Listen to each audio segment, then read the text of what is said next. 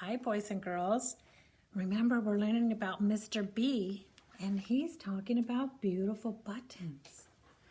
We're going to read this story, and it's titled Beautiful Buttons, a Biography of Mr. B. It's all about him. Here we go.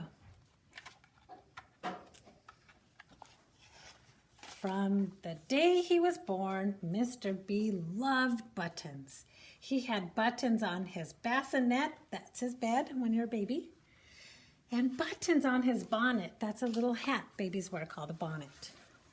He had buttons on his baby blanket and buttons on his bib with the B. As a baby, he wouldn't even drink from a bottle unless it had a picture of buttons on it.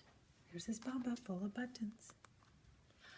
His babysitter became a bit worried, but she said, he's just a baby. He'll grow out of it. He has curtains with buttons on there.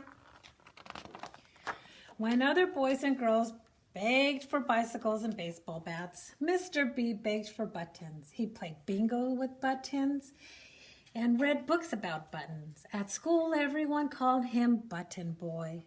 His teacher became a bit worried, but she said, he's just a boy. He'll grow out of it.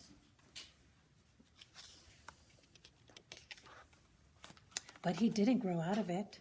As Mr. B got older, he collected baskets and barrels of buttons. He filled bins and boxes with buttons. His bedroom was bursting with buttons. Some people thought that Mr. B was being very silly. Some people laughed behind his back. Was that very nice? That's not nice. But then something big happened. From the backyard all over the land of letter people, things began to disappear. Bows and beads and belt buckles, bicycles, bells, and balloons. They all started to disappear. Not disappear. All the missing objects had one thing in common. They were bright and shiny. I wonder where everything was going. The letter people held a big meeting to discuss this problem. No one knew what to do, but Mr. B had an idea. It was a brilliant idea. Big meeting today. All the letter people were there. Mr. B set out some bait. On his back steps, he placed a big bag of his brightest and shiniest buttons. He cut tiny holes in the bag.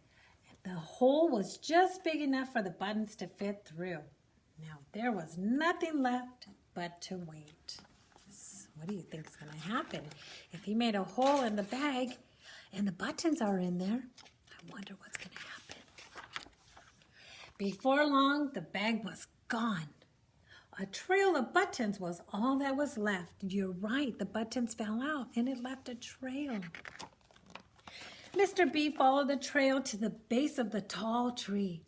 On a high branch sat an enormous nest. In that nest sat the missing objects and the biggest bird that Mr. B had ever seen. Look at that bird, he took everything. There's the balloon. Excuse me, bird, said Mr. B. Those things belong to my friends. You can't just take them. I'm sorry, said the bird. I didn't know.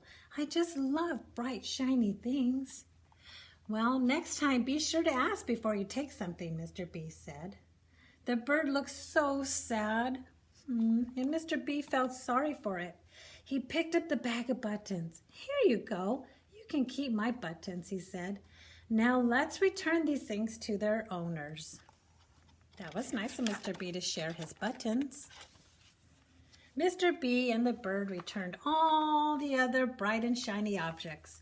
The bird apologized. I'm sorry, he said to everyone, as Mr. B gave back every bow, beads, belt buckles, bicycle bell, and balloon. The letter people all cheered. They hung banners that said, Mr. B is the best. Buttons are beautiful, they yelled. Bravo, Mr. B, bravo! To this day, when Mr. B walks down the street, people call out, Hey, Mr. B, what beautiful buttons you have. And Mr. B beams with pride. Oh, they're very happy. Everybody loves his buttons. What a great story. Mr. B helped the bird. He taught him how to share and to not be sad because Mr. B shared with the bird. That was really a nice story. We'll talk to you guys tomorrow.